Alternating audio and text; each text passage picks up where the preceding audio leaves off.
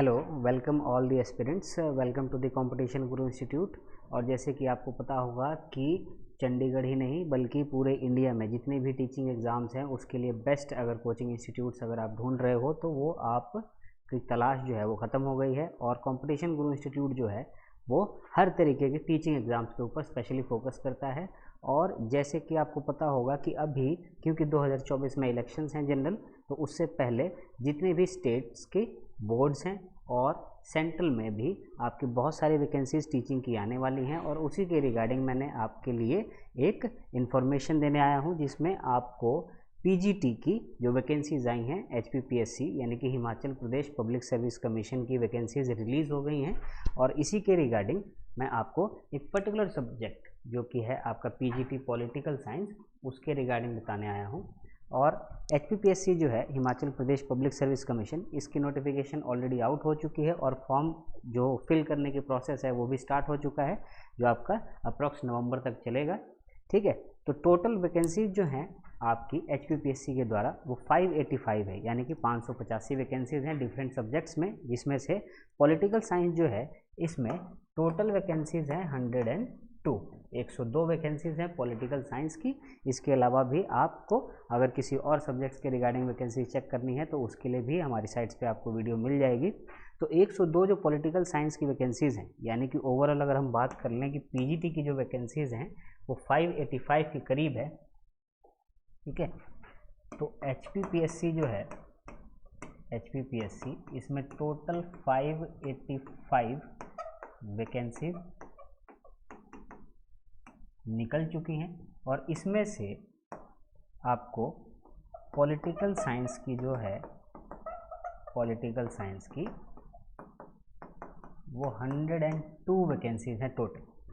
तो 102 वैकेंसीज जो हैं ये काफ़ी ज़्यादा है। ठीक है, तो ये तो अच्छी बात है आपके लिए जितने भी तैयारी करने वाले हैं पॉलिटिकल साइंस के। ठीक है, उनके लिए अच्छी बात है कि वैकेंसीज जो हैं वो कम नहीं है, 3 या 4 नहीं निकाली हैं, 102 पोस्ट निकाली हैं। और जो आपका एग्ज़ाम होगा ना उसका मैं आपको थोड़ा बहुत ओवरव्यू दे देता हूँ, यानी कि ब्रीफ में बता दूंगा कि पैटर्न क्या है।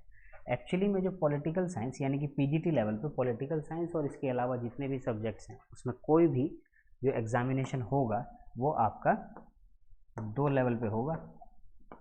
ठीक है, 2 लेवल पे एग्ज़ाम होंगे जिसमें पहला जो है वो स्क्रीनिंग टेस्ट है। ठीक है, और सेकंड जो है वो डॉक्यूमेंट वेरिफिकेशन है। इसमें से डॉक्यूमेंट वेरिफिकेशन को हम मान सकते हैं कि ये लास्ट है, यानी कि आपसे डॉक्यूमेंट्स वेरीफाई करने होंगे जो भी सर्टिफिकेट्स वगैरह हैं। मेन आपको फोकस किस पे करना है, स्क्रीनिंग टेस्ट।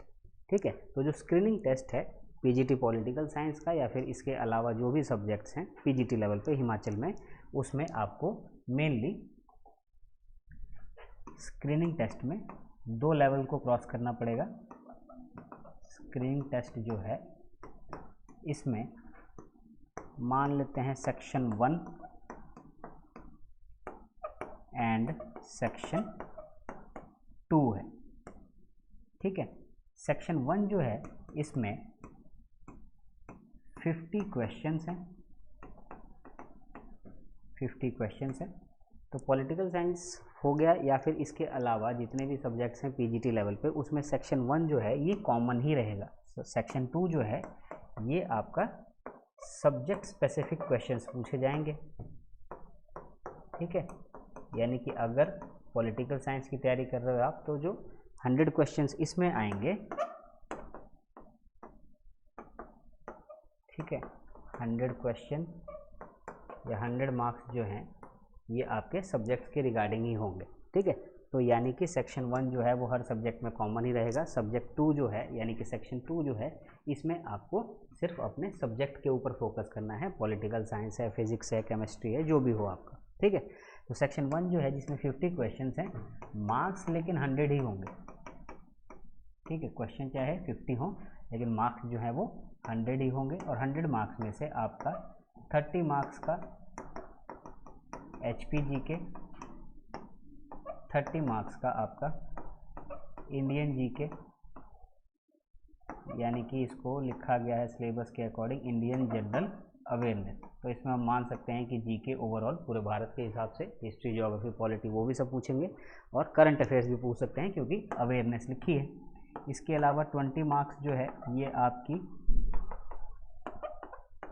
दो अलग अलग 20 मार्क्स के लैंग्वेज के टेस्ट लिए जाएंगे, जिसमें एक इंग्लिश और दूसरा हिंदी। ठीक है, तो सेक्शन 1 आपको क्लियर हो गया होगा कि टोटल 50 क्वेश्चंस होंगे लेकिन 100 मार्क्स ही होगा। ठीक है, तो 100 मार्क्स जो है इसमें 30 नंबर की यानी कि 30 मार्क्स की आपकी हिमाचल प्रदेश से रिलेटेड जीके आएगी, 30 मार्क्स की जो है ओवरऑल इंडियन जीके और करंट अफेयर वगैरह आ जाएगा, और 20 क्वेश्चन जो हैं ये आपके इंग्लिश के अलग होंगे और 20 क्वेश्चन हिंदी के अलग होंगे। तो टोटल 100 मार्क्स का हो गया ये, और जो सब्जेक्ट स्पेसिफिक है ये भी आपका 100 मार्क्स का होगा। तो टोटल 200 मार्क्स का है, जिसमें सेक्शन 1 जो है वो हर एक के लिए कॉमन है, और सेक्शन 2 जो है उसमें आप अपने पर्टिकुलर सब्जेक्ट के ऊपर फोकस करोगे। और आज की वीडियो में हम आपको पॉलिटिकल साइंस के बारे में बताएंगे। पॉलिटिकल साइंस जो है आपने पढ़ा ही होगा, जितने भी अगर पॉलिटिकल साइंस के रिगार्डिंग तैयारी करने की कोशिश कर रहे हैं, ठीक है, उसमें किसी भी तरीके से आपको डिफ़िकल्टी आ रही है तो आप जो है इस वीडियो को देख के समझ सकते हैं कि अगर आपको किसी भी तरीके की प्रॉब्लम आती है तो इसमें आपको इंस्टीट्यूट जो है कंपटीशन गुरु जो है वो किस तरीके से हेल्प करवा सकता है, उसको आपको इस वीडियो को देख के आइडिया लगेगा। पॉलिटिकल साइंस की अगर हम बात करें तो पॉलिटिकल साइंस का जो सब्जेक्ट है वो काफ़ी वास्ट है, जिसमें पॉलिटिकल थ्योरी भी आएगी, कॉन्सेप्ट्स भी पूछे जा सकते हैं। ठीक है, तो पॉलिटिकल थ्योरी में आपको डिफरेंट थ्योरीज, ठीक है, जैसे डिफरेंट पर्सनालिटीज़ जो हुए हैं, पॉलिटिकल फिलोसफर्स या थिंकर्स हुए हैं, जैसे एरिस्टोटल है, कौटिल्य या चाणक्य है, ठीक है, मैकियावेली है, हॉब्स है, रूसो है, इनके रिगार्डिंग जितने भी व्यू पॉइंट्स हैं वो पूछे जा सकते हैं। इसके अलावा आपको कॉन्सेप्ट्स पूछे जा सकते हैं। ठीक है, कॉन्स्टिट्यूशन के बारे में पूछा जाएगा, डिफरेंट फिलोसफीज, थिंकर्स, कंपैरिजन भी पूछा जा सकता है कि इंडियन कॉन्स्टिट्यूशन में कोई पर्टिकुलर फीचर है, उसको दूसरे देश में वही फीचर है लेकिन वो डिफरेंट क्यों है, ठीक है, या डिफरेंट कैसे है। तो पॉलिटिकल साइंस में आपको ब्रीफ आइडिया देने के लिए कि अगर आप इंस्टीट्यूट ज्वाइन करते हैं तो आपको कैसे हेल्प हो सकती है किसी भी पर्टिकुलर टॉपिक को ईजिली अंडरस्टैंड करने में। तो आज एक पर्टिकुलर कॉन्सेप्ट जो है वो आपको समझाने की कोशिश करूँगा मैं, और वो है आपका प्रीएम्बल का। तो जैसे पॉलिटिकल साइंस जो है इसमें एक तरीके से एक इम्पॉर्टेंट टॉपिक आ जाता है आपका, और वो है इंडियन कॉन्स्टिट्यूशन के बारे में। ठीक है, इंडियन कॉन्स्टिट्यूशन को पढ़ना बहुत ज़रूरी हो जाता है अगर पॉलिटिकल साइंस की कोशिश कर रहे हो आप क्लियर करने के एग्ज़ाम। और प्रीएम्बल का जो कॉन्सेप्ट है ये बहुत ही इंपॉर्टेंट है, क्योंकि प्रीएम्बल जो है एक तरीके से आपको क्या प्रोवाइड करता है, एक तरीके से ये आपको इंट्रोडक्शन देता है किसका, इंडियन कॉन्स्टिट्यूशन का। तो इंडियन कॉन्स्टिट्यूशन जो है इसको हमने पार्ट्स, शेड्यूल्स या फिर आर्टिकल्स, यानी कि पूरा भारत का जो संविधान है उसको हमने भागों में बांटा है, पार्ट्स में। शेड्यूल्स हैं, अनुसूचियां हैं, और आर्टिकल्स हैं यानी कि अनुच्छेद हैं। लेकिन प्रीएम्बल जो है वो ना किसी पर्टिकुलर पार्ट में आता है, ना शेड्यूल में आता है, ना आर्टिकल में आता है। जैसे एग्जाम्पल के लिए आपको बता दूं कि अगर आपसे पूछ लिया जाए कि इंडियन कॉन्स्टिट्यूशन में मौलिक अधिकारों के बारे में बात की है, यानी कि फंडामेंटल राइट्स के बारे में बताया गया है, तो फंडामेंटल राइट्स कौन से पार्ट में है, वो तीसरे भाग में है, पार्ट 3 में है। ठीक है, लेकिन प्रीएम्बल जो है उसको किसी पार्ट में नहीं रखा गया है। ठीक, शेड्यूल्स जो है टोटल अभी इंडियन कॉन्स्टिट्यूशन में 12 हैं। तो बाय चांस जैसे अलग अलग शेड्यूल में अलग अलग चीज़ें लिखी गई हैं। जो 8वीं अनुसूची है, 8वां शेड्यूल जो है उसके अंदर क्या है, इंडिया में जितने भी ऑफिशियल लैंग्वेजेज हैं, यानी कि अभी जो है टोटल 22 ऑफिशियल लैंग्वेजेज हैं जिनको गवर्नमेंट ऑफ इंडिया की तरफ से मान्यता प्राप्त है कि उनको ऑफिशियली स्टेटस दिया गया है। तो शेड्यूल्स में अलग अलग टॉपिक लिखे गए हैं, लेकिन प्रीएम्बल किसी शेड्यूल में नहीं है। ठीक है, वैसे ही आर्टिकल्स हैं, ठीक है, अनुच्छेद जिन्हें बोला जाता है।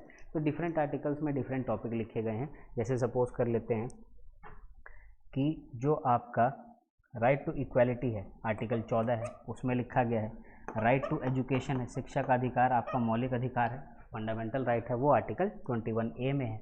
लेकिन प्रीएम्बल जो है वो किसी आर्टिकल में नहीं लिखा है। तो एक चीज़ क्लियर हो जाती है कि प्रीएम्बल यानी कि उद्देशिका, जिसको हिंदी में बोलते हैं, ये अगर आपने टेक्स्ट बुक वगैरह पढ़ी होगी तो टेक्स्ट बुक में स्टार्टिंग के पेजेस में ही लिखा होता है प्रीएम्बल, उद्देशिका इसको टाइटल दिया जाता है। तो कॉन्स्टिट्यूशन जो है उसके अंदर ना किसी पार्ट में प्रियम्बल आता है, ना शेड्यूल में है और ना ही आर्टिकल में है, ठीक है। तो प्रियम्बल जो है ये क्या है आपका, प्रियम्बल जो है बिल्कुल संविधान के जब भाग, अनुसूची और आर्टिकल्स यानी कि अनुच्छेद स्टार्ट नहीं होते तो सबसे स्टार्टिंग के पेज पे जो हमने एक चीज़ लिखी है वो है आपकी प्रियम्बल। तो एक तरीके से ये इंडियन कॉन्स्टिट्यूशन का क्या है, ये इंट्रोडक्शन है, ठीक है, इंट्रोडक्शन ऑफ इंडियन कॉन्स्टिट्यूशन। अब ये हमें पता है कि इंडियन कॉन्स्टिट्यूशन जो है, इंडियन कॉन्स्टिट्यूशन के अलावा भी अलग अलग देश जो हैं वो अपने अपने देश के संविधान अलग बनाते हैं, ठीक है। तो जितने भी देश हैं पूरे वर्ल्ड में, पूरे विश्व की बात करें, जितने भी देश हैं जिनका खुद का संविधान है अपने देश का, तो अगर सारे संविधान या सारे कॉन्स्टिट्यूशन जो हैं पूरे वर्ल्ड के उनको कंपेयर करें तो इंडिया का कॉन्स्टिट्यूशन जो है माना जा सकता है कि इंडियन कॉन्स्टिट्यूशन, ठीक है, इसको लेंग्दिएस्ट रिटन कॉन्स्टिट्यूशन माना जाता है, लेंग्दिएस्ट रिटन कॉन्स्टिट्यूशन पूरे विश्व में किसका है, भारत का है, ठीक है। अब इतने ज़्यादा लंबे कॉन्स्टिट्यूशन को, वो भी लिखित में है, उसको पढ़ना और समझना हर एक के बस की बात नहीं है, ठीक है। आप पॉलिटिकल साइंस अगर आपका इंटरेस्ट है, आपने अपने स्टडी की है मास्टर्स लेवल में, ग्रेजुएशन पे या फिर स्कूल लेवल पे भी इंटरेस्ट होता है कई स्टूडेंट्स का, तो उनके लिए तो फिर भी समझ आता है। लेकिन अगर कोई ऐसा व्यक्ति जिसको कॉन्स्टिट्यूशन से कोई लेना देना नहीं है, ठीक है, कॉन्स्टिट्यूशन से कोई लेना देना नहीं है, लेकिन फिर भी उसको इंडियन कॉन्स्टिट्यूशन के बारे में जानना है, तो वो पूरा संविधान थोड़ी पढ़ेगा इतना लंबा। तो उसके लिए क्या सॉल्यूशन निकाला गया कि जिसको इंडियन कॉन्स्टिट्यूशन के बारे में थोड़ा बहुत ब्रीफ में आइडिया लेना है तो वो सिर्फ क्या पढ़ ले, प्रियम्बल पढ़ ले। प्रियम्बल जो है ये पूरे संविधान का एक तरीके से परिचय है, ठीक है, जिसको उद्देशिका बोला जाता है। तो इसको हम सिंपल लाइन में अगर समझना चाहें तो प्रियम्बल को आप कह सकते हो कि ये एक तरीके से प्रियम्बल जो है भारतीय संविधान का इंट्रोडक्शन है, ठीक है। तो प्रियम्बल जो है इसी के रिगार्डिंग आपको दो तीन चीज़ें याद रखनी है, और वो क्या है कि आइडिया ऑफ प्रियम्बल, ठीक है, जब हम अपना संविधान या कॉन्स्टिट्यूशन बना रहे थे तो हमने संविधान के अंदर, भारतीय संविधान के अंदर जो भी चीज़ें रखी उनको किसी और देश के संविधान से ही पढ़ के या फिर इंस्पायर होके हमने रखा था। तो आइडिया ऑफ प्रियम्बल हमने कौन से देश के संविधान से लिया, ये था आपका यूएस, ठीक है। अमेरिका जो है उसका संविधान जो है उसके स्टार्टिंग पेज पे भी प्रियम्बल लिखा हुआ है, और वहीं से हमने आइडिया लिया कि जब हम हमारा कॉन्स्टिट्यूशन प्रिपेयर कर लेंगे, बना लेंगे, तो हम भी अपने संविधान के स्टार्टिंग के पेज पे क्या रखेंगे, प्रियम्बल। ये क्वेश्चन पूछा जा सकता है। इसके अलावा आपको याद रखना है कि प्रियम्बल जो है ये हमने पहले ही डिस्कस कर लिया कि एक तरीके से इंट्रोडक्शन है, ठीक है। तो प्रियम्बल के रिगार्डिंग एक स्टेटमेंट बोली गई है, और वो किसने बोली है वो क्वेश्चन पूछा जा सकता है। पहले आपको मैं स्टेटमेंट बता देता हूँ, और स्टेटमेंट है आपका कि it is an introduction, it is an introduction to the constitution of India, ठीक है। एग्ज़ाम में या तो आपका ये स्टेटमेंट पूछा जा सकता है, या फिर इंट्रोडक्शन की जगह और क्या लिखा हो सकता है, प्लस डाल देते हैं यहाँ पे, ये है आपका आइडेंटिटी कार्ड, ठीक है, identity card of Indian constitution या फिर कॉन्स्टिट्यूशन ऑफ इंडिया। तो ये तो मैंने आपको पहले ही समझाया कि प्रियम्बल जो है वो ना किसी आर्टिकल में आता है, ना शेड्यूल में आता है, और ना ही पार्ट्स में आता है, ठीक है। इसके अलावा इंडियन कॉन्स्टिट्यूशन को किसी और चीज़ में डिवाइड ही नहीं किया है। अगर आप सारे पार्ट्स, जितने भी पार्ट्स हैं, ठीक है, जितने भी शेड्यूल्स या अनुसूचियाँ हैं और जितने भी अनुच्छेद हैं, इन सबको अगर इकट्ठा कर दें, उसी को तो हम भारतीय संविधान बोलते हैं, इंडियन कॉन्स्टिट्यूशन। लेकिन प्रियम्बल जो है वो तीनों में से किसी में नहीं आता, ठीक है। इसीलिए एक पर्टिकुलर चीज़ के ऊपर डिबेट चल पड़ी कि अगर ये ना किसी पार्ट में आता है, ना शेड्यूल में आता है और ना ही आर्टिकल में आता है, तो क्या इसको भारतीय संविधान का भाग समझा जा सकता है, यानी कि एक इम्पॉर्टेंट अंग समझा जा सकता है। ये इंडियन कॉन्स्टिट्यूशन में जब अगर रखा ही गया था तो इसको क्यों नहीं हमने किसी पार्ट या शेड्यूल्स या आर्टिकल्स में डाल दिया, तो इसके ऊपर बहस चल रही थी। और संविधान के रिगार्डिंग किसी भी चीज़ को लेकर अगर बहस चलती है तो अंतिम फैसला कौन करता है? Supreme court. ठीक है, सुप्रीम कोर्ट जो है अंत में संविधान से रिलेटेड कोई भी बहस हो गई या विवाद हो गया तो अंतिम फैसला करने की पावर किसको दी गई है? वो दी गई है आपके सुप्रीम कोर्ट को, यानी कि सर्वोच्च न्यायालय को। तो उसी के टाइम पीरियड में जब ये बहस चल रही थी देश के अंदर कि जो प्रियम्बल है यानी कि उद्देशिका है, ठीक है, या प्रस्तावना है, वो भारतीय संविधान का अभिन्न अंग माना जाता है या माना जा सकता है या फिर नहीं, तभी एक पर्टिकुलर फेमस लॉयर हैं सुप्रीम कोर्ट के, एडवोकेट भी कह सकते हैं, जिन्होंने एक प्रियम्बल के सपोर्ट में, जो कि ये चाहते थे कि प्रियम्बल जो है भारतीय संविधान का एक इम्पॉर्टेंट या इंटीग्रल पार्ट रहे, तो उन्होंने एक सपोर्ट में एक स्टेटमेंट दी थी सुप्रीम कोर्ट के अंदर जो कि बहुत पॉपुलर हो गई थी। और उन्होंने क्या बोला था कि भारतीय संविधान में जो उद्देशिका यानी कि प्रियम्बल है वो एक तरीके से इंट्रोडक्शन है या फिर हमारा आईडी कार्ड है, आइडेंटिटी कार्ड है। ठीक है, तो आपके एग्जाम में क्वेश्चन क्या पूछा जा सकता है कि इंडियन कॉन्स्टिट्यूशन के किस पर्टिकुलर चीज़ को आईडी कार्ड भी बोला जाता है, तो आपको याद रखना पड़ेगा कि प्रियम्बल जो है एक तरीके से हमारे कॉन्स्टिट्यूशन का आईडी कार्ड है। ठीक है, जैसे हमारे आईडी कार्ड जो होते हैं चाहे स्कूल में हो या किसी भी चीज़ से रिलेटेड आईडी कार्ड आपको इशू किया जाता है तो उसमें आपकी बेसिक डिटेल्स होती है ना, नाम होता है, एज होती है, फादर्स नेम होता है, ठीक है, एड्रेस वगैरह होता है, फ़ोन नंबर होता है, तो एक तरीके से आपके बारे में सारी बेसिक चीज़ें उस आईडी कार्ड में होती हैं। वैसे ही संविधान का अगर आईडी कार्ड हम प्रियम्बल को बोल रहे हैं तो संविधान में भी क्या है? ठीक है, यानी कि प्रियम्बल को अगर हम आईडी कार्ड बोल रहे हैं संविधान का तो प्रियम्बल में क्या है? सारी बेसिक चीज़ें हैं संविधान के बारे में। ठीक है, तो अगर किसी व्यक्ति को भारतीय संविधान के बारे में नहीं पढ़ना है, ठीक है, पूरा डिटेल में नहीं पढ़ना है लेकिन उसको थोड़ा बहुत आइडिया लेना है तो वो क्या पढ़ सकता है? प्रियम्बल। तो याद रखना है आपको कि प्रियम्बल को ही इंट्रोडक्शन या फिर आईडी कार्ड, आइडेंटिटी कार्ड भी बोला जाता है। और ये बोला किसने है? नाना भाई पालकीवाला। ठीक है, हो सकता है कि एग्जाम में ये स्टेटमेंट लिखा हो कि preamble is an identity card. Preamble यानी कि उद्देशिका या प्रस्तावना जो है वो भारतीय संविधान का पहचान पत्र है। ये कथन या ये स्टेटमेंट किसने बोला है? तो आपको नाम याद रखना पड़ेगा व्यक्ति का, एन पालकीवाला या फिर नाना भाई पालकीवाला। ठीक है, तो ये चीज़ आपको क्लियर हो गई होगी। तो प्रियम्बल के रिगार्डिंग हमने क्या पढ़ा कि प्रियम्बल जो है एक तरीके से भारतीय संविधान का परिचय देता है, इंट्रोड्यूस करवाता है हमें, और इंडियन कॉन्स्टिट्यूशन को जो अच्छे से समझाता है ब्रीफ में, संक्षिप्त में, वो आपका प्रियम्बल यानी कि उद्देशिका या प्रस्तावना है। और प्रियम्बल को ही नाना भाई पालकीवाला जो हैं उन्होंने क्या बताया है? आईडी कार्ड बताया है। ठीक है, तो ये दो चीज़ें क्लियर हो गई। उसके बाद आपको एक चीज़ और याद रखनी पड़ेगी और वो क्या है कि प्रियम्बल जो है अगर आपने देखा हो तो वो एक सिंपल सा पैराग्राफ है। ठीक है, लेकिन प्रियम्बल से हमें 4 चीज़ें इनडायरेक्टली पता लगती हैं। और वो कौन कौन सी चीज़ें हैं? पहला है आपका नेचर ऑफ इंडिया, सेकंड जो है ये है आपका सोर्स ऑफ पावर,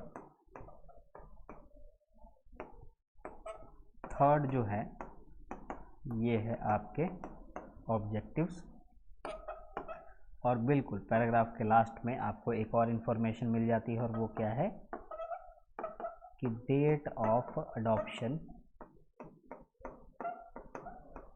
ठीक है, और डेट ऑफ अडॉप्शन किसकी बात कर रहे हैं? कॉन्स्टिट्यूशन की, कि संविधान जो है वो किस दिन बन के तैयार हो गया, लागू कब करवाया वो डेट नहीं लिखी है, लेकिन संविधान कब बन गया हमारा वो तारीख आपको कहाँ मिल जाएगी? प्रियम्बल में मिल जाएगी। तो 4 चीज़ें जो हैं वो ये चीज़ें आपको प्रियम्बल से ही पता लगती हैं। आपको देखने में लगता होगा कि सिंपल एक पैराग्राफ है, ठीक है, लेकिन वो पैराग्राफ को अगर ध्यान से पढ़ें तो उनसे कौन कौन से क्वेश्चन निकाल सकता है एग्जामिनर, वो भी आपको समझना पड़ेगा। तो नेचर ऑफ इंडिया जो है, आपने एक चीज़ नोटिस की होगी कि अगर प्रियम्बल का पैराग्राफ आपने पढ़ा है तो प्रियम्बल का जो पैराग्राफ है, ठीक है, उसमें आपके कुछ वर्ड्स जो हैं, टोटल 5 ऐसे शब्द हैं जिनको थोड़ा बोल्ड करके हाईलाइट करके लिखा हुआ है जो अलग से ही दिखते हैं। ठीक है, इसको हम कह सकते हैं याद रखने के लिए SSDR। ठीक है, ये आपको बताता है कि भारत जो है उसका नेचर कैसा है। ठीक, अब नेचर कैसे पता लगेगा आपको? ये 5 शब्दों से, SSSDR जो हाईलाइट करके लिखा हुआ है, इसको समझने के लिए आपको एक और चीज़ याद रखनी पड़ेगी, और वो क्या है, ये जो SSSDR है, ये क्या है आपका, एक तरीके से प्रियम्बल में ये 5 शब्द लिखे गए हैं जो इनडायरेक्टली हमारे भारतीय संविधान के बारे में, यानी कि एक तरीके से भारत की जो नेचर है, ठीक है, प्रकृति जो है हमारी, उसके बारे में बताते हैं। और ये 5 शब्द कौन कौन से हैं? पहला है आपका सॉवरन, दूसरा है सोशलिस्ट, तीसरा है सेकुलर, फिर आता है आपका डेमोक्रेटिक, और फिर लास्ट में आर जो है उसको लिखा गया है रिपब्लिक। ठीक है, तो ये 5 शब्द जो हैं ये हाईलाइट करके लिखे गए हैं। तो सबसे पहले अब वन बाय वन इसको डिस्कस कर लेते हैं कि इनके मीनिंग्स क्या हैं, क्योंकि इनके कॉन्सेप्ट्स के बारे में भी एग्ज़ाम में पूछा जाता है और बहुत बार पूछा जा चुका है। तो आपको अच्छे से पता होना चाहिए कि आपको सिर्फ ये नहीं पता रखना है कि ये 5 वर्ड्स लिखें, वो तो पता ही होना चाहिए आपको, ठीक है, लेकिन इन 5 शब्द का अर्थ क्या है, मीनिंग क्या है, उसके बारे में भी क्वेश्चन बन सकता है। ठीक है, अब 102 वैकेंसीज़ हैं HPPSC में, तो आप ये इमेजिन कर सकते हो कि कितने सालों के बाद निकली है। ठीक है, अब इतने सालों के बाद निकली है तो कंपटीशन भी हाई होगा। ठीक, तो सारे ही प्रयास कर रहे होंगे कि PGT की जॉब जो है उनको मिल जाए। तो आपको कोई भी चीज़ जो है, कोई भी अपना एक वीक पॉइंट नहीं रखना है कि आपको ये नहीं आता तो कोई बात नहीं, इसको नहीं भी करूँगा तो भी काम चल जाएगा, ऐसा नहीं करना है आपको। इसी की वजह से आप क्या कर लेते हो, आप थोड़े रिलैक्स फील करने स्टार्ट कर देते हो। तो हमें ये तो पता है कि ये 5 शब्द लिखे गए हैं, लेकिन इन 5 शब्दों का अर्थ यानी कि मीनिंग क्या है वो ज़रूरी है। उससे पहले भी आपको एक और चीज़ याद रखनी है कि इंडियन कॉन्स्टिट्यूशन, ठीक है, इंडियन कॉन्स्टिट्यूशन में जो है हमने संविधान बना लिया, संविधान को लागू कर दिया 26 जनवरी 1950 को। ठीक है, 26 जनवरी 1950 को संविधान लागू हुआ और अभी 2023 चल रहा है। तो इतने सालों के बीच में संविधान में कुछ तो बदलाव हुआ होगा। तो संविधान के अंदर कोई भी चीज़ ऐड करनी है, जोड़ना है या डिलीट करनी है, हटाना है, या उसके अंदर थोड़ा बहुत मॉडिफिकेशन बदलाव ही करना है, तो आप उसके लिए एक वर्ड यूज़ करते हो और वो क्या है, अमेंडमेंट। भारतीय संविधान में किसी भी तरीके का बदलाव जो है वो संशोधन यानी कि अमेंडमेंट कहलाता है। और प्रियम्बल जो है, प्रियम्बल में सिर्फ एक ही बार अमेंडमेंट हुआ है और वो कौन सा है, 42nd अमेंडमेंट, 42nd अमेंडमेंट 1976, 1976 का जो साल है उसकी बात कर रहे हैं। यानी कि भारतीय संविधान में 1976 में 42nd अमेंडमेंट हुआ। इससे पहले भारतीय संविधान में 41 बार यानी कि 41 टाइम्स चेंज हो चुके होंगे। जो 42nd नंबर का चेंज हुआ ना, उसको बोलते हैं हम कि 1976 में हुआ, और वो चेंज कहाँ हुआ, प्रियम्बल में। प्रियम्बल को अभी तक, यानी कि संविधान जब हमारा बना तब से प्रियम्बल है, और अभी 2023 तक प्रियम्बल को सिर्फ एक ही बार बदला गया है। तो ऑब्वियस है कि संविधान में कोई भी चीज़ बदलनी है तो आपको क्या करना पड़ेगा, अमेंडमेंट, संशोधन करना पड़ेगा। और प्रियम्बल में सिर्फ एक बार बदलाव हुआ है, और वो कौन से नंबर का बदलाव था, 42nd नंबर का। ठीक है, 42nd अमेंडमेंट 1976 के तहत संविधान का जो प्रियम्बल या उद्देशिका है उसके अंदर एक बदलाव किया गया, और वो बदलाव क्या था, 3 नए शब्द, 3 new words added in the preamble. और वो 3 नए शब्द कौन से थे? तो क्वेश्चन आपके क्या क्या बन सकते हैं कि प्रियम्बल अभी तक कितनी बार चेंज हो चुका है, यानी कि कितनी बार अमेंडमेंट हो चुका है प्रियम्बल के अंदर, सिर्फ एक बार, और वो कौन से साल में हुआ था, 1976 में। अगर बाय चांस आपसे अमेंडमेंट पूछ लें कि प्रियम्बल जो है वो एक ही बार बदला गया है, वो कौन सी अमेंडमेंट से बदला गया था, तो आपको याद रखना है 42nd अमेंडमेंट, 42वां संशोधन था। और अगर बाय चांस पूछ लें कि 42वां संशोधन 1976 में हुआ जिसके तहत प्रियम्बल को बदला गया, लेकिन प्रियम्बल में बदलाव क्या हुआ ये भी पता होगा आपको। ठीक है, तो प्रियम्बल में 3 नए शब्द जो हैं ये जोड़े गए, जिसमें पहला सोशलिस्ट, समाजवाद, उसके बाद सेकुलर है, सेकुलर को पंथ निरपेक्ष या धर्मनिरपेक्ष भी बोला जाता है, सोशलिस्ट, सेकुलर, और लास्ट में जो है वो इंटेग्रिटी वर्ड। अब आप ये सोच रहे होंगे कि सोशलिस्ट, सेकुलर तो यहाँ पे लिखा है लेकिन इंटेग्रिटी तो लिखा ही नहीं है। मैंने बोला कि प्रियम्बल में बदलाव हुआ है। ठीक है, ये 5 शब्द जो हैं इनमें सिर्फ ये 2 शब्द जोड़े गए। ठीक, ये 2 प्लस हुए हैं। और इसके अलावा जो पूरा पैराग्राफ है उसमें लास्ट में एक छोटे सा वर्ड और जोड़ा गया, और वो क्या था, इंटेग्रिटी, यानी कि समाजवाद, धर्मनिरपेक्ष, और जो है इंटेग्रिटी को पहले सिर्फ यूनिटी लिखा हुआ था, यूनिटी के अलावा हमने क्या किया, इंटेग्रिटी जोड़ दिया, जिसको हम जो है अखंडता बोलते हैं, एकता और अखंडता।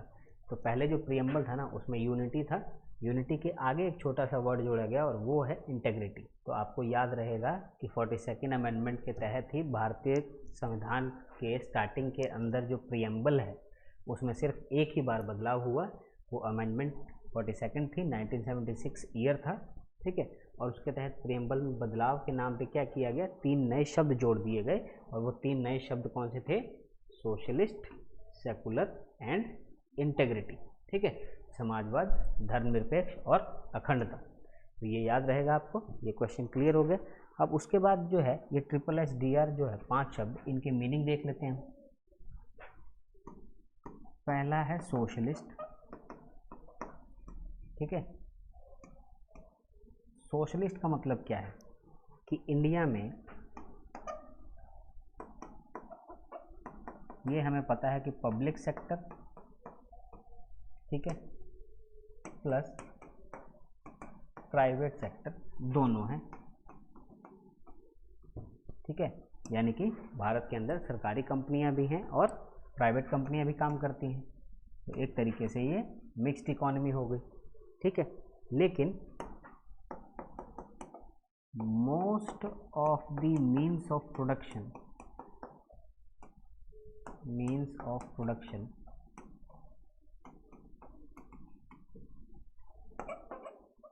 are controlled by गवर्नमेंट, ठीक है। या फिर तीसरी चीज से आपको क्लियर आइडिया हो जाएगा कि सोशलिस्ट का मतलब क्या है, कि हम मानते हैं कि भारत के संविधान में जो स्टार्टिंग पेज है उसमें हमने लिखा है कि हम समाजवाद में विश्वास करते हैं, सोशलिस्ट हैं। तो अल्टीमेट बेनिफिट जो है, अल्टीमेट बेनिफिशियरी लगा लेते हैं। अल्टीमेट बेनिफिशियरी कौन है, भारत सरकार कोई भी निर्णय लेती है, कोई भी डिसीजन लेके आए, ठीक है, कोई भी निर्णय ले, कोई भी पॉलिसी है, प्रोग्राम है, स्कीम है, कोई भी लॉन्च करती है, तो अपने लिए तो नहीं करती, वो भारत के नागरिकों के लिए करती है, यानी कि समाज के लिए करती है।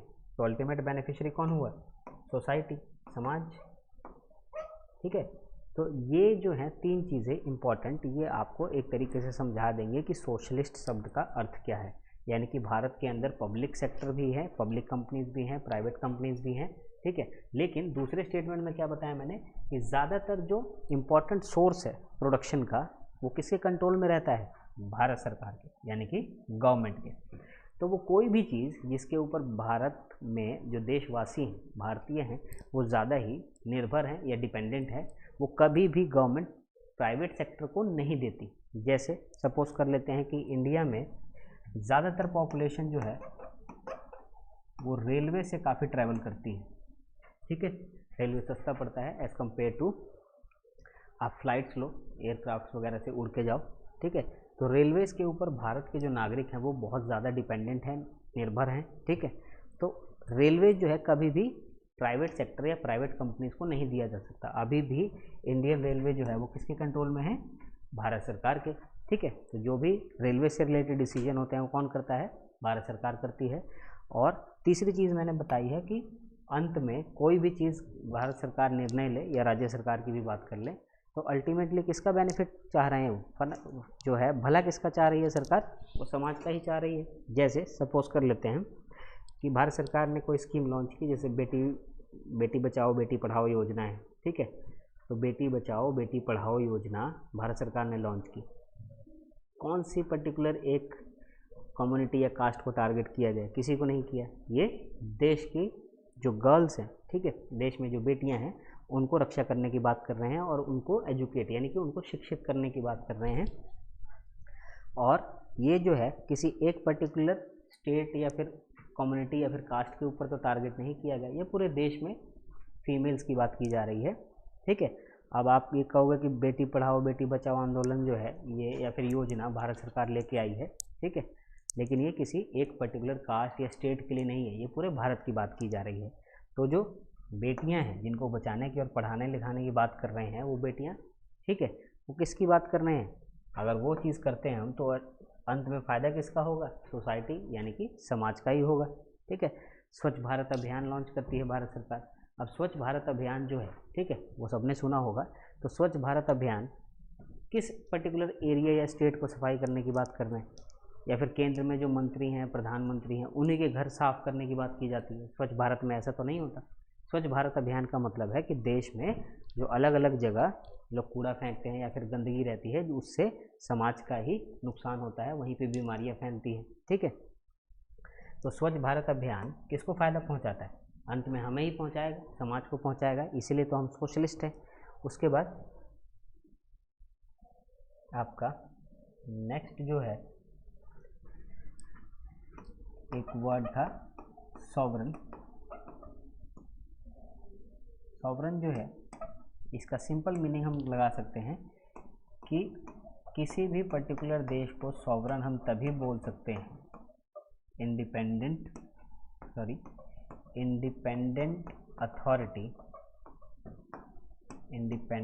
Authority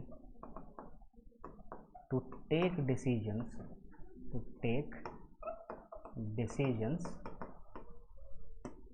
without any external influence,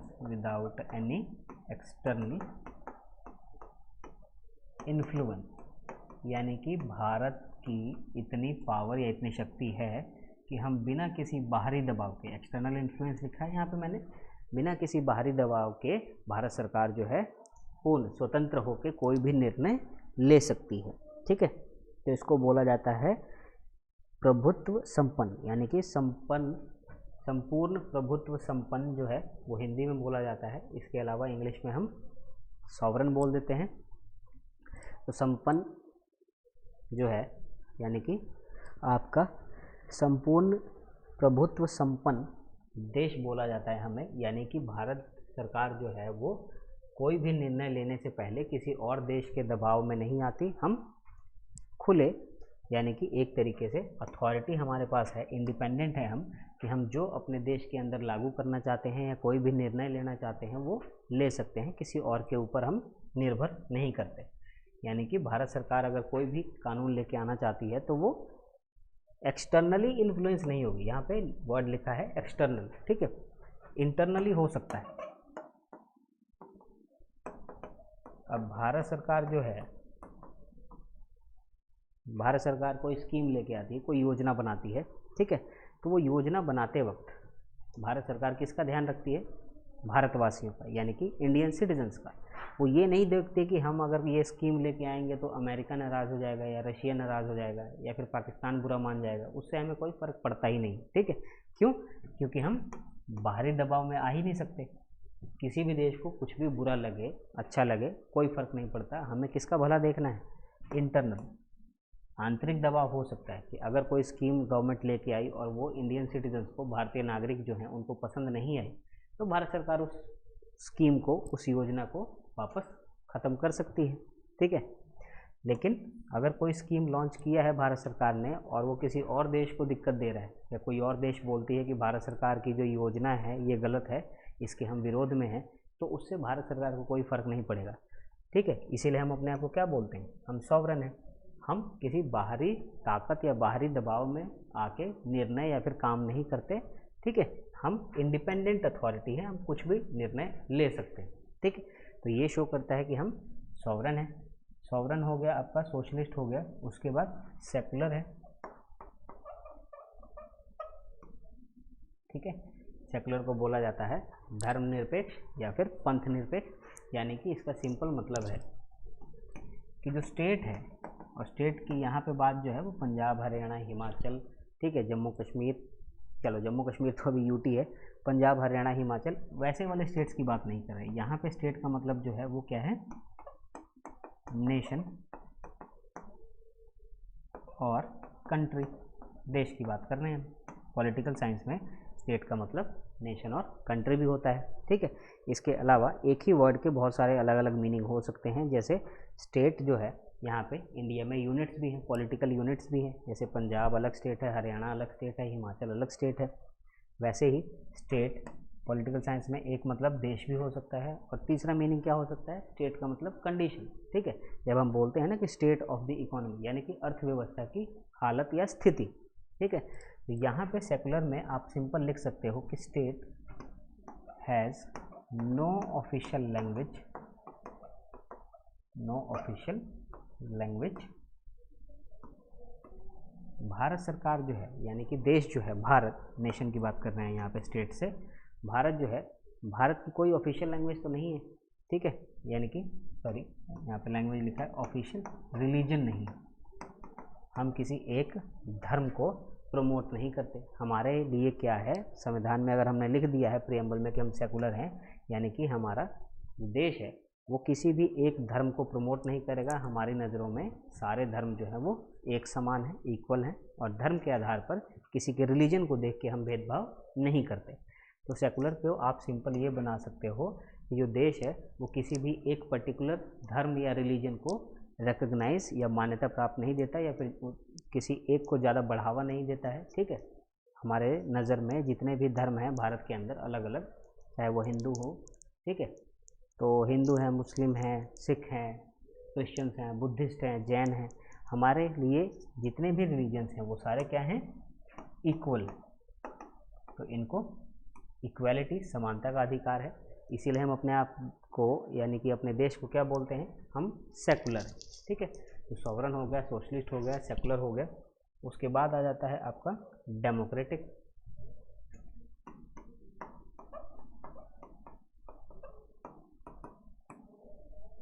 democratic में आप सिंपल लिख सकते हो कि हम लोकतंत्र बोलते हैं ना अपने आप। तो ये हमने पावर दी है खुद को कॉन्स्टिट्यूशन के हिसाब से, कॉन्स्टिट्यूशन ने हमें पावर दी है, पावर टू इलेक्ट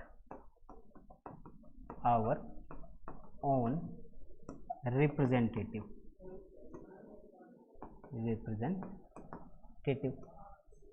कि हम जो प्रतिनिधि चुनते हैं, चाहे वो पीएम हो, एमपी हो, एमएलए हो, ठीक है, यानी कि विधायक हो, मुख्यमंत्री हो सकता है राज्य में, देश में प्रधानमंत्री हो सकता है, ठीक है, सांसद हो सकते हैं, ये सारे जो इलेक्ट करते हैं हम, इवन लोकल लेवल पे, ठीक है, जो आपके सरपंच वगैरह होते हैं उनके भी इलेक्शन होते हैं, तो जो इलेक्ट करता है उसकी पावर किसके पास है,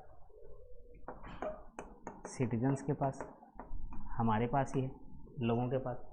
ठीक है, तो एक तरीके से हम डिसाइड करते हैं, लोकतंत्र है ना, लोकतंत्र बोलते हैं जिसमें जो पूरा तंत्र है, सिस्टम जो है वो कौन चलाता है, लोग चलाते हैं। ठीक है, इसलिए हम अपने आप को लोकतंत्र बोलते हैं।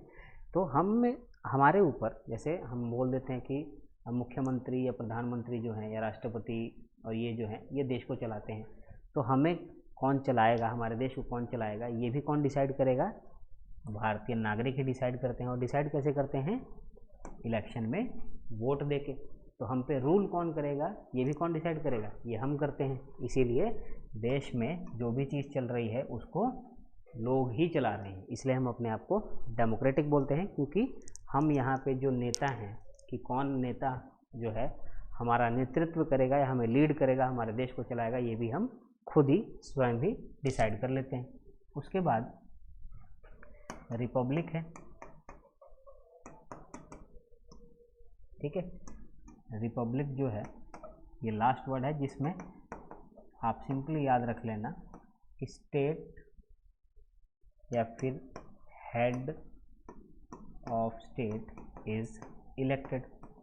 कोई भी देश जिसका हेड जो है, स्टेट का मतलब यहाँ पे दोबारा क्या है, देश की बात कर रहे हैं, तो हेड ऑफ स्टेट जो है वो इलेक्टेड होता है। तो इंडिया के अंदर, ये नेशन की बात की जा रही है या कंट्री की, तो इंडिया में जो देश का हेड है वो किसको माना जाता है, प्रेसिडेंट को। ठीक है, और प्रेसिडेंट जो है वो इलेक्टेड है। ठीक है, इसीलिए हम बोलते हैं कि हम रिपब्लिक हैं। ठीक है, बहुत सारे ऐसे देश हैं जहाँ पे जो भी पोस्ट है, जो भी हेड होता है, जैसे इंग्लैंड है, इंग्लैंड में जो भी राजा या फिर रानी है उनकी क्या है, वो फैमिली पोस्ट है, पुश्तैनी है वो, कि अगर एक राजा की डेथ हो जाती है तो उन्हीं की फैमिली से कोई और राजा या रानी बन जाता है। लेकिन भारत के अंदर नहीं है ऐसा। भारत में जिनको हेड माना जाता है, हेड ऑफ स्टेट, जो कि अभी राष्ट्रपति हैं हमारे, जो द्रौपदी मुर्मू हैं अभी, जो राष्ट्रपति जो हैं वो भी इलेक्टेड हैं। ठीक है, ऐसा नहीं है कि एक बार जो राष्ट्रपति बन गया वो ज़िंदगी भर राष्ट्रपति ही बनेगा। तो प्रेसिडेंट भी अगर इलेक्ट होता है तो 5 साल के लिए ही होता है। 5 साल के बाद ये हमारे को पावर दी गई है कि हम दोबारा इलेक्शन जब आएंगे 5 साल के बाद तो राष्ट्रपति को बदल भी सकते हैं, किसी और को चुन के लेके आ सकते हैं। इसीलिए हमारा जो देश का हेड है, मुखिया है, उसको चुनने का अधिकार भी किसको दिया गया है? हमें ही दिया गया है। यानी कि हमारे देश में जो हेड है, प्रेसिडेंट, वो भी इलेक्टेड है, चुने हुए हैं। ठीक है, तो ये हो गया आपके 5 वर्ड्स जो नेचर बताते हैं। इसके अलावा नेचर ऑफ इंडिया जो है, नेचर ऑफ इंडिया, ये हमने समझ लिया SSSR शब्द से। ठीक है, जिसमें 1 बाय 1 मैंने सॉवरन, सोशलिस्ट, सेकुलर, डेमोक्रेटिक और रिपब्लिक सारी चीज़ों के बारे में बताया। उसके बाद सेकंड इंपॉर्टेंट चीज़ थी आपकी सोर्स ऑफ पावर। तो प्रियम्बल अगर हम ध्यान से पढ़ते हैं तो सोर्स ऑफ पावर भी पता लग जाता है। और सोर्स ऑफ पावर कैसे पता लगेगा? क्योंकि प्रियम्बल की जो स्टार्टिंग लाइन है ना, वही बताती है आपकी we the people of India, हम भारतीय नागरिक जो हैं, यहाँ से लाइन स्टार्ट होती है। तो एक तरीके से प्रियम्बल जो है वो स्टार्टिंग भी कहाँ से होती है? We the people of India, और लास्ट में बोलते हैं कि हमने ये संविधान जो है वो बनाया है और अंत में ये संविधान हमने खुद को बनाकर सौंप दिया है। ठीक है, एक तरीके से अपने आप को आत्मार्पित किया है, यानी कि आत्मसमर्पित कर दिया है। ये संविधान बनाया हमने, पीपल ऑफ इंडिया ने, और अंत में ये संविधान बना के हमने खुद को ही सौंप दिया। ठीक है, खुद को ही दे दिया। तो एक तरीके से हम बता सकते हैं कि सोर्स ऑफ पावर जो है, source of power in India, वो कौन है? सिटीजन्स। ऑप्शन में सिटीजन्स भी हो सकता है, वो भी ठीक है, और पीपल ऑफ इंडिया। ठीक है, पीपल ऑफ इंडिया। तो इससे भी आपको क्वेश्चन पूछा जा सकता है कि भारत के अंदर असलियत में पावर या शक्ति जो है वो किसके पास है? ये हमारे पास ही है। ठीक है, क्योंकि भारत के अंदर अगर हम मान लें कि प्राइम मिनिस्टर हैं, प्रेसिडेंट हैं, ठीक है, इसके अलावा डिफेंस मिनिस्टर हैं, या फिर आपसे पूछ लें पीपल ऑफ इंडिया, इन चारों में से सबसे ज़्यादा शक्तिशाली या फिर पावरफुल कौन है? तो आप सिंपली याद रख सकते हो कि पीपल ऑफ इंडिया है। ठीक है, क्योंकि ये जितने भी हैं, प्रधानमंत्री, राष्ट्रपति या आपके रक्षा मंत्री जो हैं, इसमें पावरफुल जो है, आपको लग रहा होगा कि पीएम है, कोई सोचेगा कि प्रेसिडेंट है, लेकिन आप कायदे से सोचो कि ये जितने भी व्यक्ति हैं, इनको इलेक्ट किसने किया? हमने नहीं किया ना इनको। और ये जितना भी रूल करते हैं, फंक्शन करते हैं, कोई भी कार्य करते हैं, ये किसके अकॉर्डिंग करते हैं? संविधान के हिसाब से करते हैं। और संविधान बनाया किसने है? वो प्रियम्बल में ही लिखा हुआ कि हमने, पीपल ने बनाया है। तो असलियत में पावर किसके पास हुई? पीपल के पास, यानी कि भारतीय नागरिक जो है हम, सिटीजन ऑफ इंडिया। तो एक तरीके से भारत के अंदर राष्ट्रपति हो, प्रधानमंत्री हो, कोई भी हो, अंत में वो इलेक्ट होके ही आता है, और उनको इलेक्ट करने की पावर किसके पास है? हमारे पास है। इसलिए असलियत में पावर जो है हम पीपल ऑफ इंडिया को मानते हैं, यानी कि भारतीय नागरिकों जो है उनके पास असलियत में पावर है। ठीक है, और बाय चांस एक क्वेश्चन और इसी से बन सकता है कंफ्यूज करने के लिए। बाय चांस अगर ऑप्शन में आपको पीपल ऑफ इंडिया नहीं लिखा है और इसकी जगह कॉन्स्टिट्यूशन लिख दिया, तो करेक्ट ऑप्शन क्या होगा? ये नहीं है, कॉन्स्टिट्यूशन आपका करेक्ट आंसर हो जाएगा। बाकी ऊपर वाले 3 ऑप्शन सेम ही रहेंगे। तो अगर पूछ लिया गया है कि प्रधानमंत्री ज़्यादा पावरफुल हैं, राष्ट्रपति हैं, या फिर डिफेंस मिनिस्टर हैं, तो आपको याद रखना है कि संविधान सबसे बड़ा है। ठीक है, अगर संविधान में लिखा है कि राष्ट्रपति की पोस्ट होनी चाहिए, तभी तो राष्ट्रपति के इलेक्शन होते हैं। अगर संविधान में लिखा ही नहीं होता तो राष्ट्रपति की पोस्ट भी नहीं होती।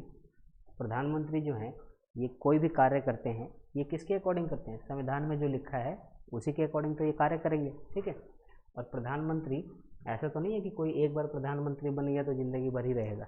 5 साल का ही टर्म होता है, 5 साल के बाद उनको दोबारा इलेक्ट होना पड़ता है। और उनको कैसे पता कि 5 साल के बाद मुझे हटना है या दोबारा इलेक्शन करवाने हैं? वो कैसे पता लगेगा?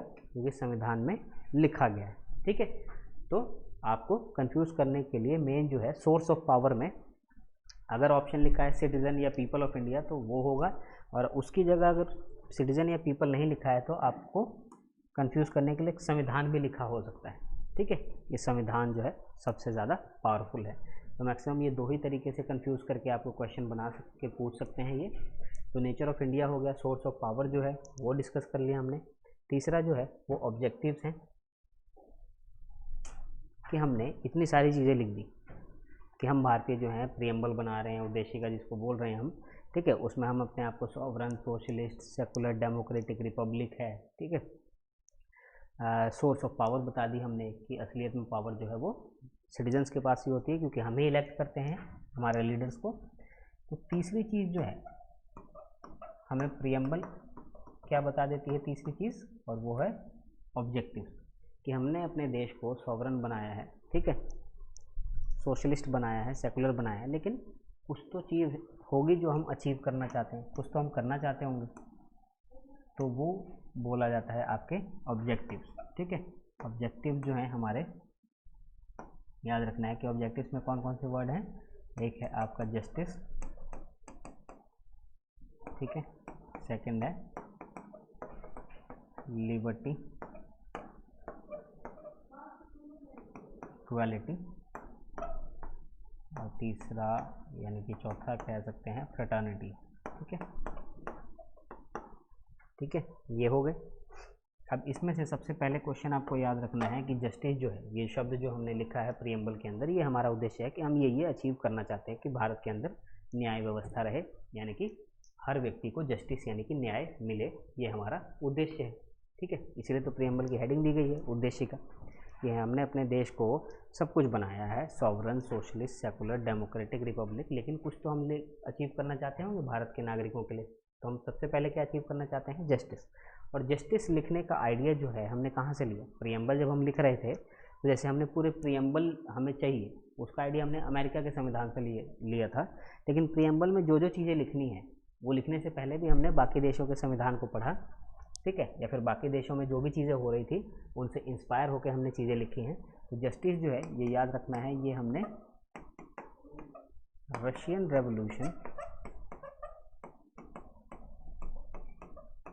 रेवोल्यूशन जो 1917 में हुआ था, वहाँ पे एक वर्ड पॉपुलर हुआ उस क्रांति में जिसको जस्टिस बोला गया, और वहीं से हमने आइडिया लगाया कि भारत में हर नागरिक को जस्टिस मिलेगा। और जस्टिस जो है वो सोशल है, इकोनॉमिक है, और तीसरा पॉलिटिकल है। ठीक है, ये तीन रूप में किसी भी व्यक्ति को जस्टिस या न्याय मिलेगा। ठीक है, तो आपको याद रखना है कि ऑब्जेक्टिव्स में हमारे 4 वर्ड्स लिखे हैं जस्टिस, जो कि हमने कहाँ से लिया था, रशियन रेवोल्यूशन 1917 से। और जस्टिस भी जो है वो 3 प्रकार की हैं, सोशल जस्टिस है, इकोनॉमिक जस्टिस है, और पॉलिटिकल जस्टिस। उसके बाद ये जो 3 शब्द हैं, लिबर्टी, इक्वालिटी और फ्रेटर्निटी, ये भी हमने जैसे ऊपर रशिया से लिया था, ये 3 शब्द एक साथ ही तीनों हमने लिए थे। फ्रांस में एक क्रांति हुई, फ्रेंच रेवोल्यूशन 1789 में, वहाँ पे जो लोगों ने नारा दिया था वो लिबर्टी, इक्वालिटी और फ्रेटर्निटी का था। लिबर्टी मतलब आज़ादी, इक्वालिटी होता है समानता, और फ्रेटर्निटी होता है भाईचारा। ठीक है, तो ये 3 शब्द फ्रांस रेवोल्यूशन जो हुआ था 1789 में, ठीक है, वहाँ से लिया था हमने। और इसमें भी एक चीज़ आपको याद रखनी है कि ये जो है, ठीक है, जो लिबर्टी है, लिबर्टी का मतलब होता है फ्रीडम, लेकिन फ्रीडम का ये मतलब नहीं है कि आपको कोई भी चीज़ आज़ादी से करने का हक दिया है संविधान में। लिबर्टी का मतलब होता है कि आप कोई भी चीज़ इंजॉय कर सकते हो, ठीक है, फ्रीडम इंजॉय कर सकते हो, लेकिन कानून के तहत। ठीक है, कानून जिस चीज़ की परमिशन या इजाज़त नहीं देता वो आपको करने की आज़ादी नहीं है। ठीक है, अगर कानून के तहत आपको बोला गया है कि आपको पीजीटी का फॉर्म भरने के लिए मास्टर्स लेवल यानी कि एमए होना चाहिए, ठीक है, तो आपको एमए क्वालिफिकेशन चाहिए, वो कंपलसरी है क्योंकि वो रूल बना दिया गया है। लेकिन आप ये नहीं कह सकते ना कि हमारे प्रियम्बल में लिबर्टी यानी कि फ्रीडम लिखा हुआ है तो हम आज़ाद हैं, हमने एमए नहीं किया तब भी हम पीजीटी के फॉर्म भरेंगे क्योंकि हमें तो लिबर्टी है, वो चीज़ अलाउड नहीं होती है। ठीक है, तो आपको याद रखना है कि हमें बहुत सारी चीज़ें फ्रीडम या स्वतंत्रता आज़ादी दी गई है, लेकिन वो जितनी भी आज़ादी दी गई हैं वो कानूनी तौर पे दी गई हैं, जो कानून के तहत लीगल है, ठीक है, वही चीज़ हम कर सकते हैं। इक्वालिटी जो है, इक्वालिटी का मतलब है समानता, समानता का अधिकार भी है, ठीक है, हमें किसी भी बेस पे, किसी भी आधार पे हमारे साथ शोषण या भेदभाव नहीं किया जाएगा, ये हमारे पास राइट है, ठीक है, जो प्रीएम्बल में लिखा गया है। लेकिन इक्वालिटी जो है हमेशा 100% कभी हो नहीं सकती। जैसे अगर आप इक्वालिटी की बात करें तो उसमें आप ये भी कह सकते हो कि अगर जितने मुकेश अंबानी के पास पैसे हैं उतने मेरे पास तो नहीं हैं, ठीक है, तो समानता तो नहीं हुई, इक्वालिटी कहाँ हुई? तो जितने मुकेश अंबानी के पास पैसे हैं उतने मेरे पास भी होने चाहिए। इस हिसाब से तो हर देश का नागरिक जो है वो मुकेश अंबानी के पैसे ले लेगा, ठीक है, तो ऐसा नहीं हो सकता। इक्वालिटी का मतलब होता है कि आपको हर चीज़ में प्रॉपर भारत सरकार जो है संपूर्ण सहयोग करती है, इक्वालिटी ऑफ अपॉर्चुनिटी है, ठीक है, कि अगर मुकेश अंबानी रिचेस्ट पर्सन है इंडिया के अंदर तो आप भी बन सकते हो। ये तो नहीं भारत सरकार मना करती है ना कि आप बिजनेस नहीं करोगे, पैसे नहीं कमाओगे, ठीक है, पैसे कमा सकते हो लेकिन लीगल तरीके से। तो आपको इक्वालिटी है लेकिन कानून के तहत रह के ही आपको चीज़ें करनी पड़ती हैं। और फ्रेटर्निटी है, भाईचारा, ब्रदरहुड, ठीक है, कि अंत में हमने लोगों को न्याय दे दिया, समानता का अधिकार दिया है कि किसी भी तरीके से किसी के साथ कोई भेदभाव नहीं होगी, ठीक है। तो लास्ट में हम अचीव क्या करना चाहते हैं, ताकि सबके बीच में भाईचारा बना रहे, ठीक है। तो ये है ऑब्जेक्टिव्स, जस्टिस, लिबर्टी, इक्वालिटी और फ्रेटर्निटी का। और फिर आपसे चौथी चीज़ जो प्रीएम्बल बता देता है इनडायरेक्टली वो है डेट ऑफ अडॉप्शन, ठीक है, यानी कि भारतीय संविधान किस दिन अडॉप्ट किया गया था। कॉन्स्टिट्यूशन ऑफ इंडिया कब अडॉप्ट किया गया, ये था 26 नवंबर 1949, ठीक है, यानी कि इस दिन जो है पूरा भारतीय संविधान जो है वो बन के तैयार हो गया था और इसको हमने डिसाइड करके, वोटिंग करके डिसाइड कर लिया था कि यही हमारा जो संविधान बन के तैयार हुआ है इसी को हम लागू करवाएंगे। तो 26 नवंबर जो है 1949 को पूरा संविधान बन के तैयार हुआ, जिसको हमने स्वीकार कर लिया, वोट करवाया गया संविधान सभा के अंदर जो संविधान बना रहे थे जहाँ पे। इसीलिए 26 नवंबर जो है इसको हर साल हम संविधान दिवस मनाते हैं, कॉन्स्टिट्यूशन डे, ठीक है, इसी दिन इसको संविधान दिवस मनाया जाता है हर साल 26 नवंबर को। तो आपको मैंने बता दिया कि पीजीटी, अभी तो जैसे मैंने प्रीएम्बल एक टॉपिक डिस्कस किया आपके सामने, ठीक है, तो जिसको कैसे सिंपल वे में समझ सकते हैं वो भी मैंने आपको बता दिया है। इसके अलावा मैंने आपको बताया है कि पीजीटी में 102 जो हैं वो पॉलिटिकल साइंस की पोस्ट हैं, पॉलिटिकल साइंस की पोस्ट हैं, ठीक है। पीजीटी एचपीपीएससी की नोटिफिकेशन आउट हो चुकी है, 102 पोस्ट पॉलिटिकल साइंस की खाली हैं और 102 पोस्ट की अगर आप तैयारी करना चाहते हो, ठीक है, जिसमें किसी भी तरीके की आपको दुविधा आ रही है या प्रॉब्लम आ रही है, डिफ़िकल्टी आती है, तो आप जो है कंपटीशन गुरु इंस्टीट्यूट में किसी भी तरीके से इंक्वायर कर सकते हो या फिर पर्सनली विजिट कर सकते हो या कॉल कर सकते हो, ठीक है। इसमें आपको प्रॉपर जो है रिकॉर्डेड लेक्चर्स, ठीक है, इसमें आप ऑनलाइन भी ज्वाइन कर सकते हो क्लासेस, ऑफलाइन भी जा सकते हो, ठीक है। इसके अलावा आपको रिकॉर्डेड लेक्चर्स मिल जाएंगे, स्टडी मटेरियल्स मिल जाएगा पढ़ने को, स्पेशल डाउट सेशन होते हैं, मॉक टेस्ट वगैरह आपको प्रोवाइड किया जाता है, और जो भी क्लासेस होती हैं, कोई भी टॉपिक हो जाता है तो आपकी वीकली, ठीक है, या टाइम टू टाइम जो भी पीरियड होता है उसके हिसाब से आपको टेस्ट करके आपको इवेलुएट किया जाता है कि आपकी प्रोग्रेस क्या है, ठीक है। तो एक तरीके से आपके लिए गोल्डन अपॉर्चुनिटी है, क्योंकि 2024 में जनरल इलेक्शन है और हिमाचल सरकार जो है उन्होंने काफ़ी टाइम के बाद पीजीटी की पोस्ट निकाली हैं, जिसमें पॉलिटिकल साइंस की जो हैं काफ़ी बम्पर पोस्ट निकली हैं, 102 हैं। तो अगर आप किसी भी तरीके से तैयारी करना चाहते हो, किसी भी तरीके से एनरोल करना चाहते हो तो आप कांटेक्ट कर सकते हो। और इसके अलावा जो मैंने आपको प्रीएम्बल बताया स्टार्टिंग में, ठीक है, तो प्रीएम्बल के अंदर जो भी क्वेश्चन बन सकते थे वो बता दिया मैंने। और प्रीएम्बल जो है एक तरीके से एक आपको प्रॉपर, मैं आपको आइडिया दे रहा था कि कोई भी टॉपिक अगर पॉलिटिकल साइंस में पढ़ना है तो उसको कैसे पढ़ा जा सकता है, ठीक है। और आपको जॉब लेनी है तो कोई भी चीज़ जो है आप हल्के में नहीं ले सकते, आपको प्रॉपर डेडिकेशन के साथ, यानी कि कॉन्सेप्ट जो है उसको क्लियर अंडरस्टैंड या समझ के ही याद रखना होगा, अदरवाइज क्वेश्चन जो है आप देख के कंफ्यूज हो जाते हो, ठीक है। तो आई होप आपको क्लियर हो गया हो। इससे पहले जितनी आपकी स्लाइड्स बताई हैं मैंने, इसमें आपको एक चीज़ क्लियर करवा दी है मैंने कि टोटल जो है 585 पोस्ट हैं, ठीक है, जिसमें से पॉलिटिकल साइंस के ऊपर हमें मेन फोकस करना है। पॉलिटिकल साइंस में काफ़ी पोस्ट निकली हैं 102, और 102 में आपको पॉलिटिकल साइंस से रिलेटेड जितने भी टॉपिक्स हैं वो सारे कवर करने होंगे। और जितनी जल्दी, क्योंकि नोटिफिकेशन ऑलरेडी निकल चुका है और अप्लीकेशन प्रोसेस जो है यानी कि फॉर्म भरने की जो प्रोसेस है वो आपकी ऑलरेडी स्टार्ट हो चुकी है।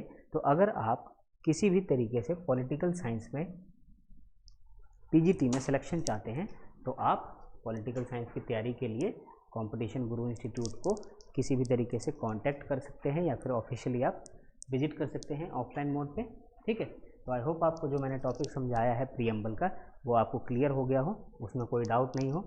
और इसी तरीके से आपको जितनी बाकी टॉपिक्स हैं पॉलिटिकल साइंस के सिलेबस के अकॉर्डिंग पीजीटी के, वो भी आपको 1 बाय 1 सारे टॉपिक्स जो हैं वो आपको समझाए जाएंगे इंस्टीट्यूट के अंदर, ठीक है।